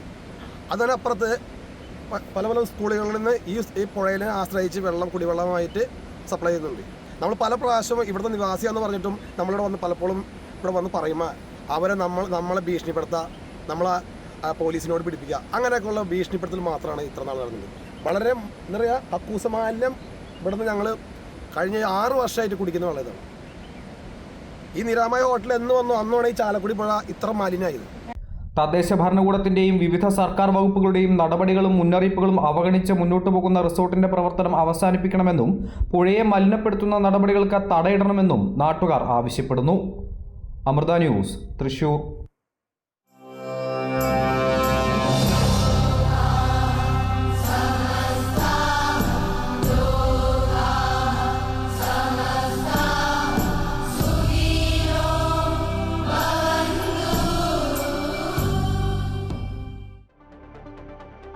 കോട്ടയം പുല്ലരിക്കുന്നിലൊരു മാതൃകാ കൃഷിത്തോട്ടമുണ്ട്.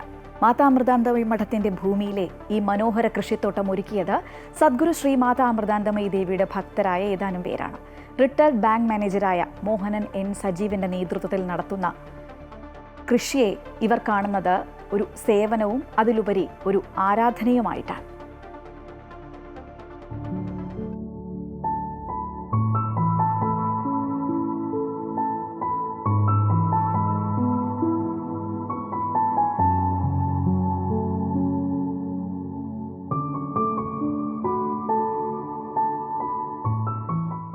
ഏറെക്കാലം തരിശായി കിടന്ന ചെങ്കുത്തായ കുന്നിൻ പ്രദേശം തട്ടുതട്ടുകളായി തിരിച്ച് മനോഹരമായ ഒരു കൃഷിഭൂമിയാക്കി മാറ്റിയതിന് പിന്നിൽ കഠിനാധ്വാനത്തിൻ്റെ ഒരു വലിയ കഥയുണ്ട്. കാട് പിടിച്ചു കിടന്ന ഭൂമിയിൽ ഇന്ന് വാഴയും ചേനയും ചേമ്പും കപ്പയും അടക്കം നിരവധി വിളകൾ സ്ഥാനം പിടിച്ചിട്ടുണ്ട്. ഈ കൃഷിക്കെല്ലാം ചുക്കാൻ പിടിക്കുന്നത് പുല്ലരിക്കുന്ന് മഠത്തിലെ സജീവ പ്രവർത്തകനായ മോഹനൻ എൻ സജീവ് എന്ന റിട്ടയേർഡ് ബാങ്ക് മാനേജരാണ്. കൃഷിയിൽ ഒരു മുൻപരിചയവും ഉണ്ടായിരുന്നില്ലെങ്കിലും ഇദ്ദേഹത്തിൻ്റെ കഠിനാധ്വാനത്തിൽ മഠത്തിൻ്റെ 4.5 ഏക്കറോളം ഭൂമി ഇന്ന് മികച്ച ഒരു സമ്മിശ്ര കൃഷിഭൂമിയായി മാറി. പുല്ല് പിടിച്ചും കാട് കയറിയും പിന്നെ കുറച്ച് സ്ഥലം മറ്റ് വീട്ടുകാർ എന്നെ അനുപ്പെടുത്തി അവർ വിളവെടുത്തുകൊണ്ടിരിക്കുകയായിരുന്നു. എല്ലാം കണ്ടപ്പോൾ എനിക്ക് സങ്കടം തോന്നി. അങ്ങനെയാണ് ഞാൻ അമ്മയോട് ചോദിച്ചു, അമ്മ ഞാനിവിടെ എനിക്ക് കൃഷിയെ വ്യക്തമായിട്ട് അറിയില്ല, എങ്കിലും ഞാൻ തുടങ്ങിക്കോട്ടെ എന്ന് ചോദിച്ചു. അമ്മ അത് അനുഗ്രഹം തോന്നും തുടങ്ങിക്കോളാൻ പറഞ്ഞു. അങ്ങനെയാണ് അമ്മയുടെ കൃപ കൊണ്ട് കൃഷി തുടങ്ങിയത്. അമ്മയുടെ സങ്കല്പം കൊണ്ട് എല്ലാം നല്ല രീതിയിൽ തന്നെ ഇവിടെ കൃഷി നടക്കുന്നു. വിവിധ ഇനങ്ങളിലായി ആയിരക്കണക്കിന് വാഴകളും അതോടൊപ്പം പപ്പായയും കപ്പയും ചേനയും ചേമ്പും ഓരോ സീസണിനും അനുസരിച്ച് വിവിധ ഇനം പച്ചക്കറികളുമൊക്കെ ഇവിടെ നട്ടുപരിപാലിച്ചു വരുന്നുണ്ട്. കൃഷിയിൽ മോഹനൻ എൻ സജീവ് എന്ന സജിക്ക് സഹായവുമായി ആശ്രമത്തിലെ സജീവ പ്രവർത്തകരായ നിരവധി പേരും കൂടെയുണ്ട്. മാസത്തിൽ 2 തവണ വിളവെടുപ്പ് നടത്തും. വിളവെടുക്കുന്ന ഉൽപ്പന്നങ്ങൾ കൊല്ലം അമൃതപുരി ആശ്രമത്തിലേക്കാണ് അയക്കുക. നല്ല ടീം വർക്ക് ഇവിടെ നടക്കുന്നുണ്ട്.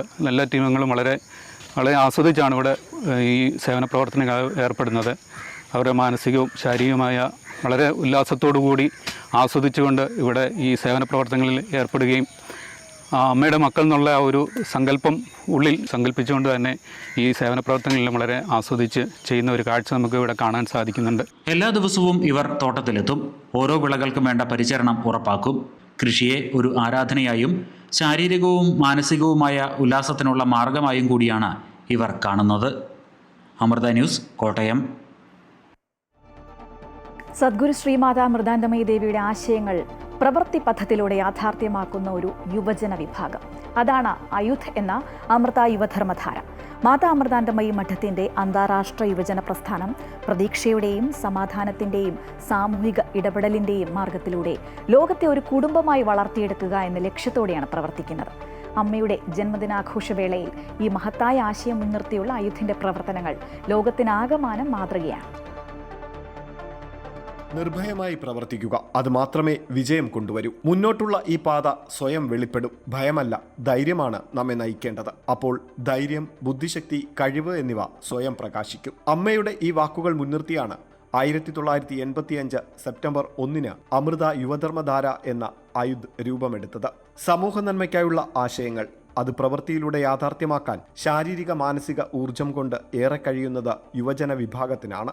സാമൂഹിക ഇടപെടലുകളിലൂടെ തിന്മകളെ ഉന്മൂലനം ചെയ്ത് നന്മയുടെ വെളിച്ചമാകാൻ യുവജന വിഭാഗത്തിന് കഴിയും.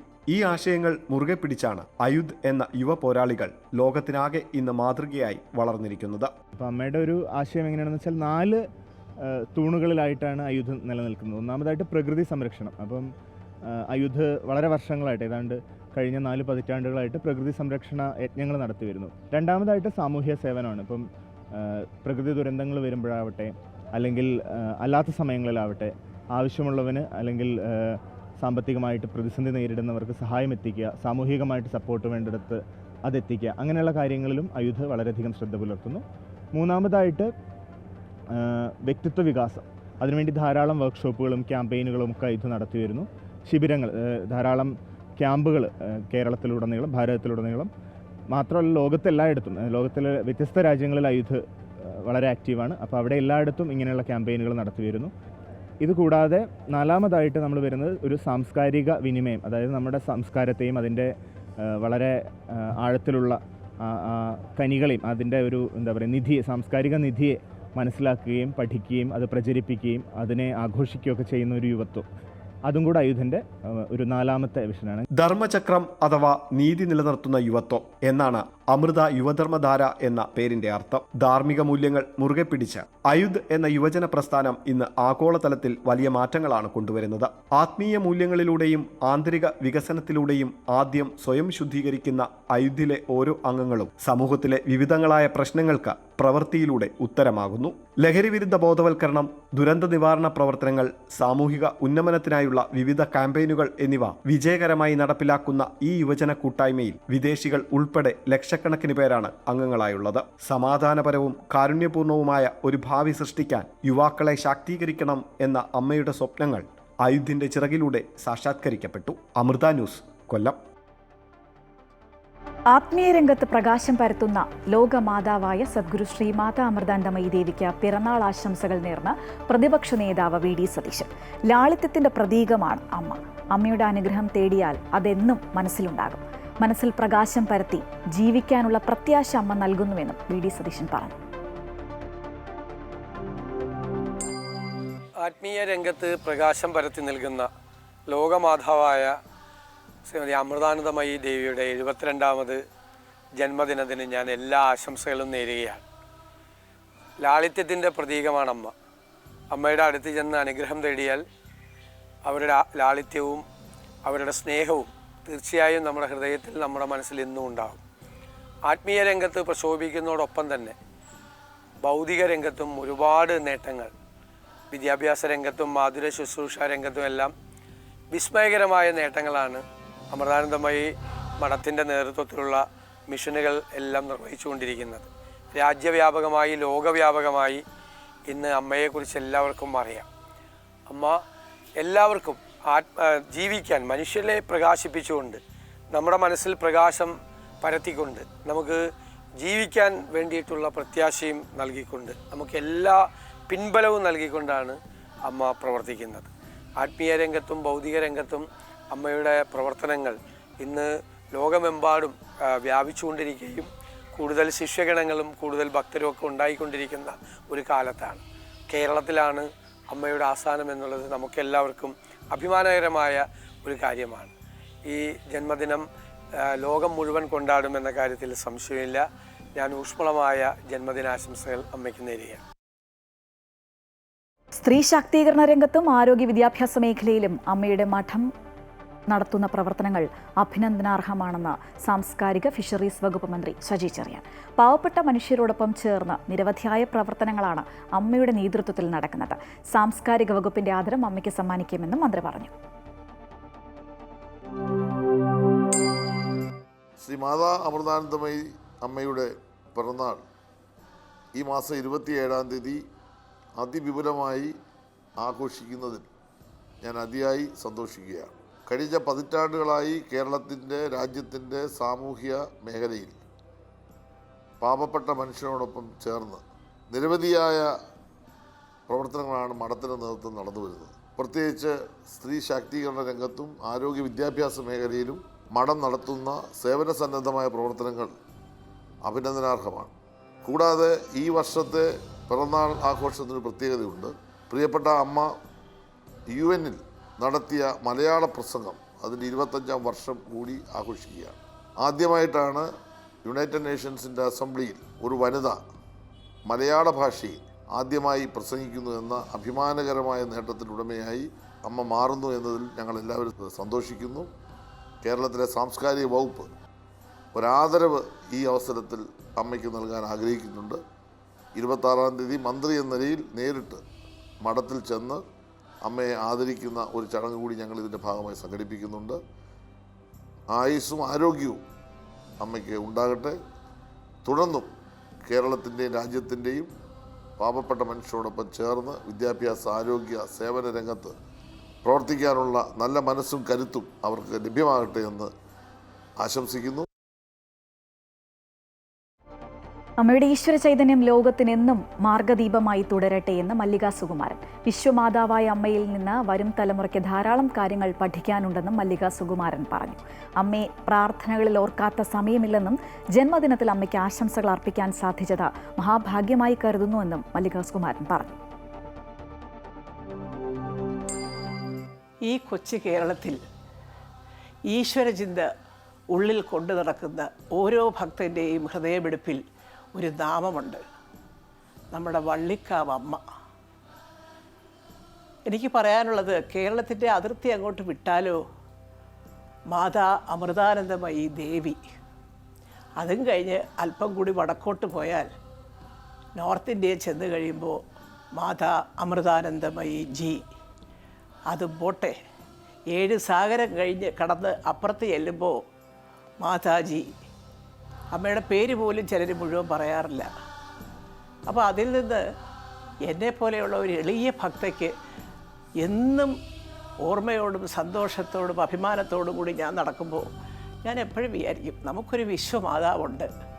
അത് മറ്റാരുമല്ല, നമ്മുടെ ബഹുമാന്യയായ അമൃതാനന്ദമയി അമ്മ.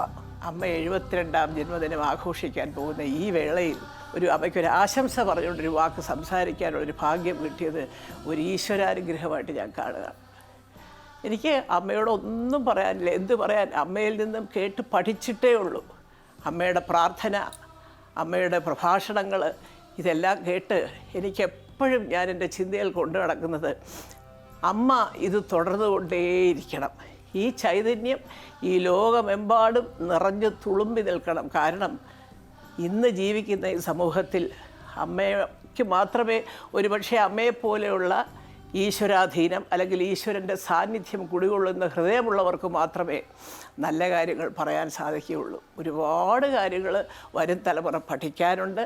അതുകൊണ്ട് തന്നെ ഞാൻ അമ്മയുടെ പാതാരവിന്ദങ്ങളിൽ സാഷ്ടാംഗ പ്രണാമം അർപ്പിച്ചുകൊണ്ട് തന്നെ പറയാണ്, അമ്മയുടെ പ്രഭാഷണങ്ങളും അമ്മയുടെ പ്രാർത്ഥനയും ഒരുപാട് കാലം തുടരാൻ സർവേശ്വരൻ അനുഗ്രഹിക്കട്ടെ.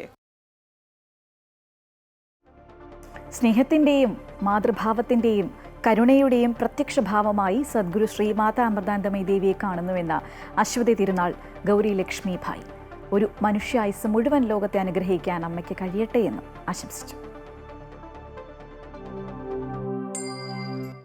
അമൃതാനന്ദമയി അമ്മയുടെ ജന്മനാൾ ഈ വരുന്ന ശനിയാഴ്ചയാണ്.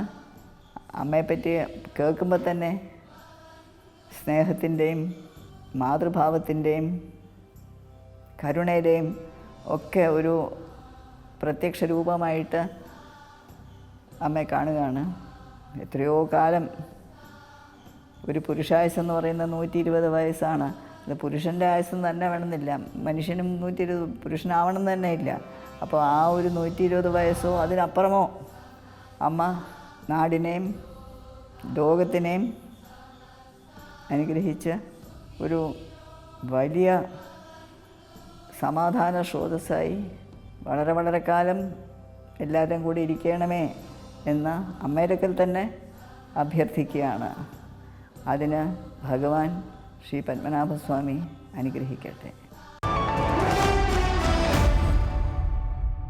വിപണി വിലയിരുത്തലുമായി ധനകാര്യ ഓഹരി വിദഗ്ധൻ കെ ദിലീപ് ചേരുകയാണ്. Shri Dileep, good morning. കേരളത്തിലേക്ക് സ്വാഗതം. ഇന്ന് വിപണിയിൽ നമുക്ക് എന്ത് പ്രതീക്ഷിക്കാം? ഇന്ന് നഷ്ടത്തിലായിരിക്കും വ്യാപാരം തുടങ്ങുക. കഴിഞ്ഞ 4 ദിവസമായി തുടർച്ചയായി വിപണി നഷ്ടത്തിൽ വ്യാപാരം അവസാനിപ്പിച്ചു. പ്രധാനപ്പെട്ട കാരണം ഇന്ത്യ US വ്യാപാര തർക്കം തന്നെയാണ്. വരും ദിവസങ്ങളിലും അതിൻ്റെ സ്വാധീനം വിപണിയിൽ ഉണ്ടായേക്കാം. എന്നാൽ ഹ്രസ്വകാലത്തേക്ക് മാത്രമേ ഇതിൻ്റെ ഒരു സ്വാധീനം വിപണിയിൽ ഉണ്ടാവുള്ളൂ. എങ്കിൽ കൂടിയും അത് സമ്പദ് വ്യവസ്ഥയിൽ ഉണ്ടാക്കിയേക്കാവുന്ന ഒരു പ്രഹരം കണക്കിലെടുത്തുള്ള ആശങ്കയാണ് ഇപ്പോൾ വിപണിയെ സമ്മർദ്ദത്തിലാക്കുന്നത്. എന്നാൽ ദീർഘകാല അടിസ്ഥാനത്തിലേക്ക് ഇത് മറികടക്കാനുള്ള ഒരു സാഹചര്യം ഇന്ത്യക്കുണ്ട് എന്നുള്ളത് കൊണ്ട് തന്നെ ഇപ്പോഴത്തെ ഈ ഒരു വിപണിയിലുള്ള ഇടിവ് താൽക്കാലികം തന്നെയാണ്. അതുകൊണ്ട് തന്നെ ഏതെങ്കിലും തരത്തിൽ ഇനിയും നഷ്ടം തുടരുകയാണെങ്കിൽ അത് ഒരു നിക്ഷേപ അവസരം തന്നെയായിരിക്കും.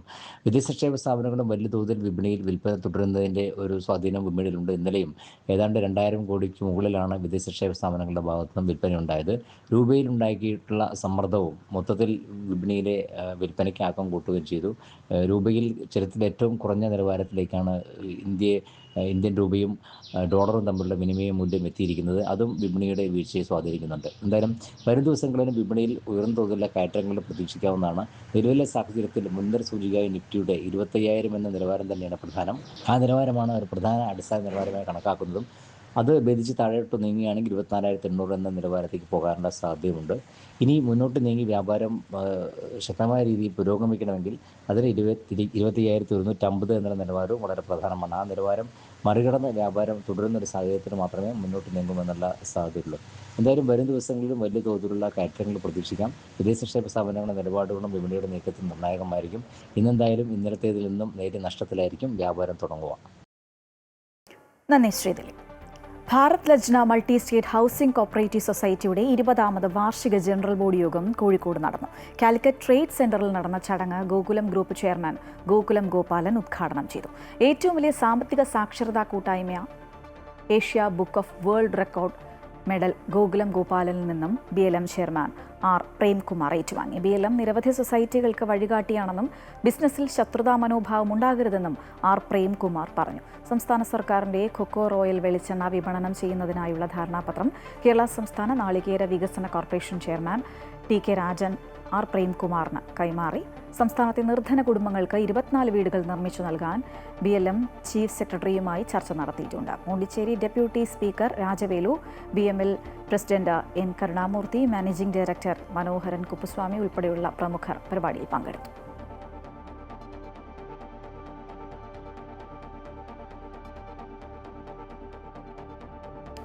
കൊല്ലം പുനലൂരിൽ ചങ്ങലയിൽ പൂട്ടിയ നിലയിൽ കത്തിക്കരിഞ്ഞ മൃതദേഹം കണ്ടെത്തിയ സംഭവം കൊലപാതകമാണെന്ന് പോലീസ്. 40നും 50നും ഇടയ്ക്ക് പ്രായമുള്ള പുരുഷന്റെ മൃതദേഹമാണ് കണ്ടെത്തിയിരിക്കുന്നത്. മൃതദേഹത്തിന് 5 ദിവസത്തെ പഴക്കമുണ്ടെന്നും പോസ്റ്റ്മോർട്ടം റിപ്പോർട്ടിൽ പറയുന്നു. എന്നാൽ മരിച്ചയാളെ തിരിച്ചറിഞ്ഞിട്ടില്ല. കൊല്ലം പുനലൂരിൽ പിറവന്തൂർ ഗ്രാമപഞ്ചായത്തിലാണ് റബ്ബർ തോട്ടത്തിനുള്ളിൽ ചങ്ങലയിൽ ബന്ധിച്ച നിലയിൽ കഴിഞ്ഞ ദിവസം മൃതദേഹം കണ്ടെത്തിയത്. ഒരു കൈയും കാലും ചങ്ങലയിൽ ബന്ധിച്ച് റബ്ബർ മരത്തിൽ ചുറ്റി താഴിട്ട് പൂട്ടിയ നിലയിലായിരുന്നു മൃതശരീരം. മുഖം തീവെച്ച് കരിച്ചിരുന്നതായും പ്രാഥമിക പരിശോധനയിൽ കണ്ടെത്തിയിരുന്നു. വലതു വാരിയലിന് കുത്തേറ്റ പാടുണ്ട്. പോലീസും ഡോഗ് സ്ക്വാഡും ഫോറൻസിക്കും വിരലടയാള വിദഗ്ധരും സ്ഥലത്ത് പരിശോധന നടത്തി. സംഭവം കൊലപാതകമെന്ന് പോലീസ് സ്ഥിരീകരിച്ചു. ഒരു മധ്യവയസ്കനായാണ് കൊല്ലപ്പെട്ടതെന്ന് മനസ്സിലായിട്ടുണ്ട്. കൊലപാതകം എന്നുള്ള പ്രാഥമിക നിഗമനത്തിലാണ് പോലീസ് അന്വേഷണം ആരംഭിച്ചിട്ടുള്ളത്. പുനലൂർ സബ് ഡിവിഷണൽ ഓഫീസറുടെ നേതൃത്വത്തിലുള്ള ഒരു സ്പെഷ്യൽ ഇൻവെസ്റ്റിഗേഷൻ രൂപീകരിച്ചിട്ട് സമഗ്രമായൊരു അന്വേഷണം പോലീസ് നടത്തുന്നതായിരിക്കും. കഴിഞ്ഞ കുറേ നാളുകളായി ടാപ്പിംഗ് നടത്താതെ കാടുമൂടി കിടക്കുന്ന നിലയിലായിരുന്നു പ്രദേശം. എന്നാൽ മരിച്ച ആളെ തിരിച്ചറിയാൻ കഴിഞ്ഞിട്ടില്ല. പുനലൂരിലെയും സമീപ പോലീസ് സ്റ്റേഷനുകളിലെയും മിസ്സിംഗ് കേസുകൾ ഉൾപ്പെടെ അന്വേഷിച്ചു വരികയാണ്. കൊട്ടാരക്കര DYSPയുടെ നേതൃത്വത്തിലാണ് അന്വേഷണം പുരോഗമിക്കുന്നത്. അമൃത ന്യൂസ്, കൊല്ലം. ജീവിത വിജയം കൈവരിക്കാൻ ചെറുതും വലുതുമായ ഒരുപാട് ഘടകങ്ങളിൽ നമ്മുടെ ശ്രദ്ധ ആവശ്യമാണ്. പലപ്പോഴും നമുക്കത് തിരിച്ചറിയാൻ കഴിയാതെ പോകുന്നു. അത് കണ്ടെത്തി കൃത്യമായി ചൂണ്ടിക്കാട്ടുകയാണ് അമൃത ന്യൂസിൻ്റെ ഗെയിം ചേഞ്ചർ എന്ന സെഗ്മെൻറ്റിലൂടെ. പ്രശസ്ത ക്രിക്കറ്റ് കമൻറ്റേറ്ററും സ്പോർട്സ് ബ്രോഡ്കാസ്റ്ററും കോളമിസ്റ്റും മോട്ടിവേഷണൽ സ്പീക്കറും മൃദംഗ വിദ്വാനുമായ ശ്രീദത്ത് S. പിള്ളയാണ് ഗെയിം ചേഞ്ചറിൻ്റെ അവതാരകൻ. നമ്മുടെ കംഫോർട്ട് സോൺ ബ്രേക്ക് ചെയ്ത് മാറ്റങ്ങൾക്ക് തയ്യാറാകുമ്പോഴാണ് വിജയങ്ങൾ കൈവരുന്നത്. ഇതിനെക്കുറിച്ചാണ് ഇന്ന് ശ്രീദത്ത് പിള്ള സംസാരിക്കുന്നത്.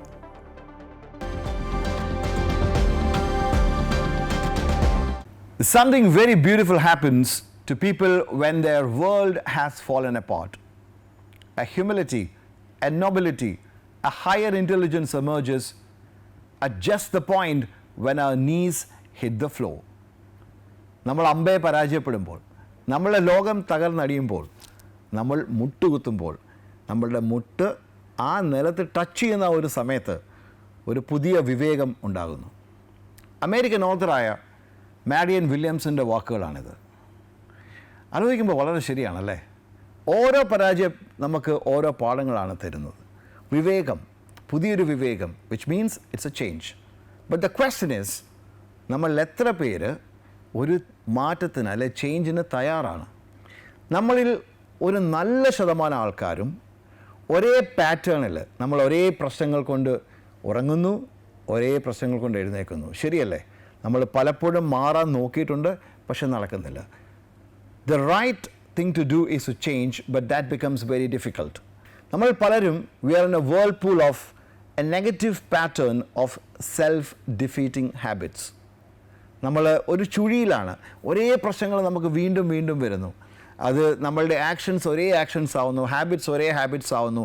അതിൽ നിന്നും ഒന്ന് പുറത്ത് കിടക്കാൻ നമ്മൾ നോക്കുന്നുണ്ട്, പക്ഷേ പലപ്പോഴും സാധിക്കാറില്ല.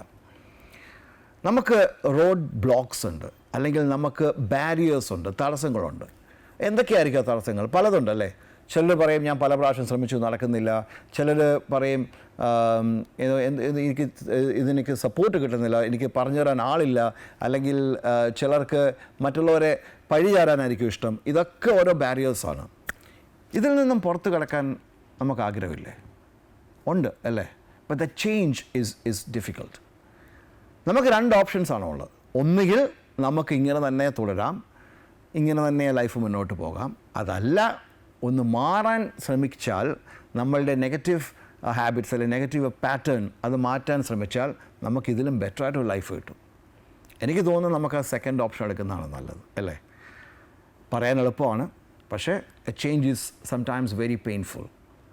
But if you don't give S N option, നമുക്ക് ഒരു ഓപ്ഷനെ വേണ്ട, ചേഞ്ച് ചെയ്തേ പറ്റുള്ളൂ എന്നൊരു തീരുമാനം എടുത്തു കഴിഞ്ഞാൽ then it becomes easier. എന്തൊക്കെയാണ് ആ തടസ്സങ്ങൾ? ഇനിയുള്ള തടസ്സങ്ങൾ ഒരുപാടുണ്ടാവും. ഞാൻ ആലോചിക്കുന്നത് മേജർ തടസ്സങ്ങൾ, അത് മേജർ ബാരിയേഴ്സ് ആയിട്ട് എനിക്ക് തോന്നുന്നത് ഒരു 6 എണ്ണമാണ്. ഇനിയുള്ള 6 ദിവസം നമ്മൾ ഓരോ ദിവസം ഓരോ ബാരിയർ നമുക്ക് നോക്കാം, അത് ഡിസ്കസ് ചെയ്യാം. അതുപോലെ തന്നെ അതിനെങ്ങനെ നമുക്ക് ബ്രേക്ക് ചെയ്യാം എന്നുള്ള ഒരു ചെറിയൊരു ടിപ്പും ഞാൻ തരാൻ ആഗ്രഹിക്കുകയാണ്. അപ്പം ഇനിയുള്ള 6 ദിവസം അതായിരിക്കും. നിങ്ങൾ എന്നോടൊപ്പം വേണം, നമുക്ക് കാണണം.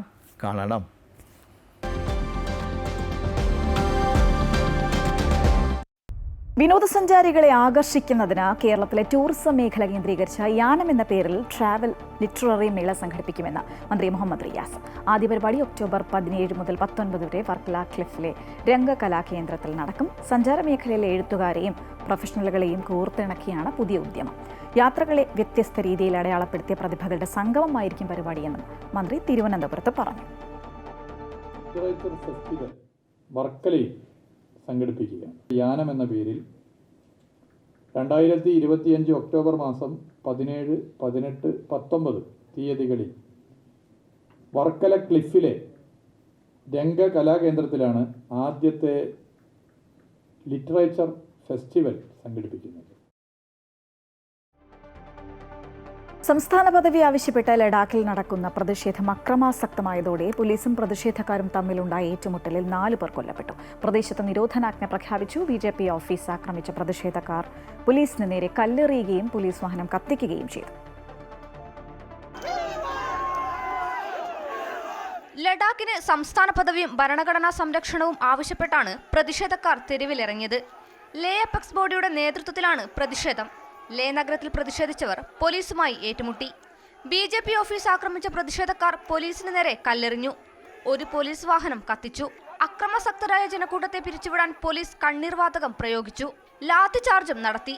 ഈ സംഘർഷത്തിലാണ് 4 പേർ കൊല്ലപ്പെട്ടത്. നിരവധി പേർക്ക് പരിക്കേറ്റു.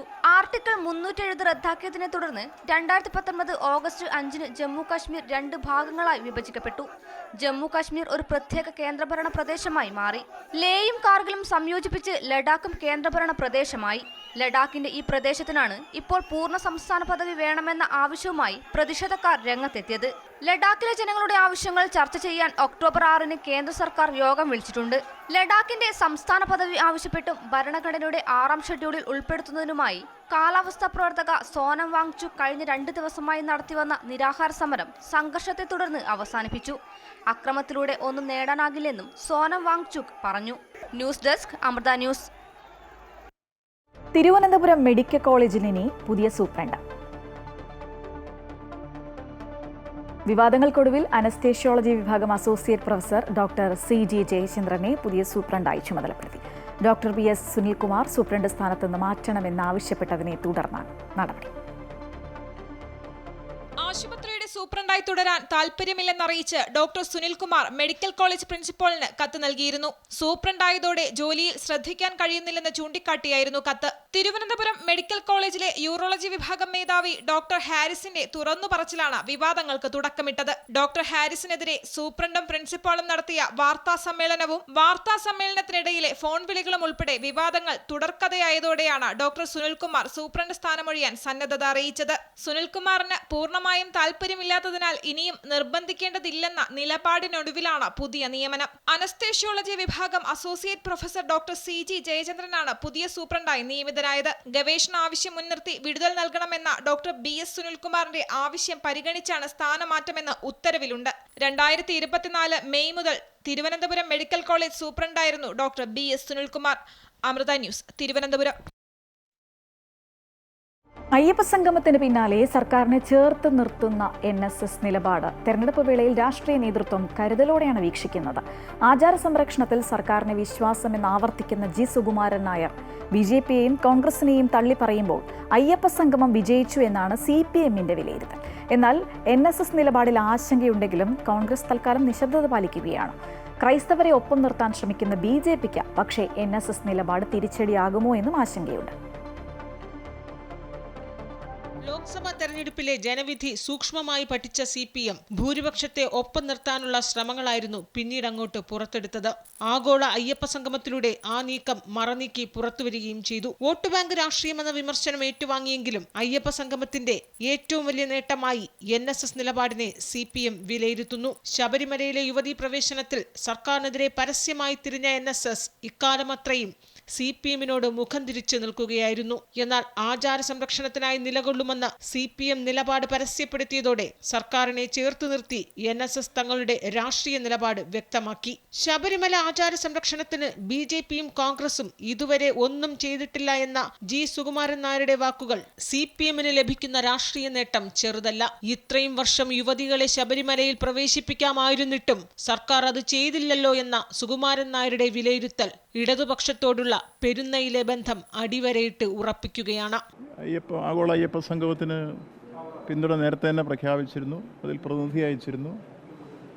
ഏറെ സന്തോഷകരമായ സമീപനമാണ് അക്കാര്യത്തിൽ സ്വീകരിച്ചത്. അതിൽ പ്രാധാന്യത്തോടുകൂടി അദ്ദേഹം മുന്നോട്ട് വെച്ചൊരു കാര്യം ഈ ആഗോള അയ്യപ്പ സംഗമത്തിന് ശബരിമലയുടെ വികസനവും അതോടൊപ്പം തന്നെ അവിടുത്തെ എല്ലാ ഭാവി പ്രവർത്തനങ്ങൾക്കും സഹായകരമായ ചർച്ചകളും തീരുമാനങ്ങളും എല്ലാം ഉണ്ടാകും എന്ന് പ്രതീക്ഷിക്കുന്നു. അതുകൊണ്ട് തന്നെ ഞാനതിലെല്ലാ പിന്തുണയും പ്രഖ്യാപിക്കുന്നു. NSSന്റെ നേരത്തെ തന്നെ പറഞ്ഞിരുന്നു. NSSന്റെ നിലപാടിനെ SNDPയും സ്വാഗതം ചെയ്തതോടെ തെരഞ്ഞെടുപ്പ് രാഷ്ട്രീയം വീണ്ടും ചൂടുപിടിക്കുകയാണ്. പണ്ടുണ്ടായിരുന്ന സ്ത്രീ പ്രവേശനം എന്നുള്ള ഐഡിയ ഇന്ന് ഗവൺമെൻറ് ഉപേക്ഷിച്ചു എന്ന് ബോധ്യപ്പെടുകയും നമ്മുടെ ദേവസ്വം മന്ത്രി ഉൾപ്പെടെയുള്ളവർ എന്നതിന് ഉറപ്പ് കൊടുക്കുകയും ചെയ്തു എന്നുള്ളതിൻ്റെ അടിസ്ഥാനത്തിൽ ആ ഇഷ്യൂവിൽ അവർ സർക്കാരിനെ സപ്പോർട്ട് ചെയ്യുന്നു. പെരുന്നയിലേക്കുള്ള സർക്കാരിന്റെ അകലം മാറിയതോടെ കനത്ത തിരിച്ചടിയാകുന്നത് UDFനാണ്. ആശങ്കയിലായ കോൺഗ്രസ് കരുതലോടെ നീങ്ങുകയാണ്. പ്രതിപക്ഷ നേതാവിനോടുള്ള NSSന്റെയും SNDPയുടെയും വ്യക്തിവിരോധം കോൺഗ്രസിനുള്ളിൽ ചർച്ചയാകുന്നു. VD സതീശനോടുള്ള G. സുകുമാരൻ നായരുടെ സമീപനത്തിന്റെ നേട്ടമാണ് CPM മുതലെടുക്കുന്നതെന്ന വിമർശനം കോൺഗ്രസിൽ എതിർവിഭാഗം ശക്തിപ്പെടുത്തുന്നു. എന്നാൽ യുവതീ പ്രവേശന സമയത്തെ കേസുകൾ പിൻവലിക്കാൻ തയ്യാറാകാത്ത സർക്കാർ നിലപാട് ഉയർത്തിക്കാട്ടി ഭൂരിപക്ഷത്തെ ഒപ്പം നിർത്താമെന്നും UDF കണക്കുകൂട്ടുന്നു. അതേസമയം തെരഞ്ഞെടുപ്പ് മുന്നിൽ കണ്ട് ക്രൈസ്തവരെ ചേർത്തു നിർത്തുന്ന BJP NSS നിലപാട് ഗൗരവത്തോടെയാണ് വീക്ഷിക്കുന്നത്. ക്രൈസ്തവരെ ഒപ്പം നിർത്തുമ്പോൾ ഭൂരിപക്ഷം അകലം പാലിക്കുമെന്ന ആശങ്കയിലാണ് BJP നേതൃത്വവും. Amrita news, Thiruvananthapuram.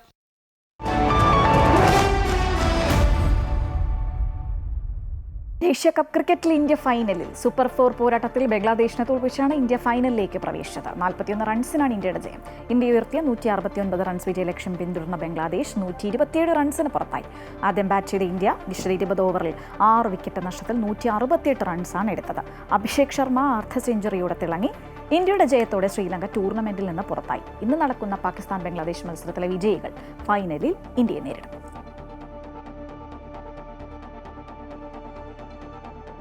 Good morning Keralam പൂർത്തിയാവുകയാണ്. കൂടുതൽ വാർത്തകൾക്കായി അമൃത ന്യൂസ് യൂട്യൂബ് ചാനൽ കാണുക. നമസ്കാരം.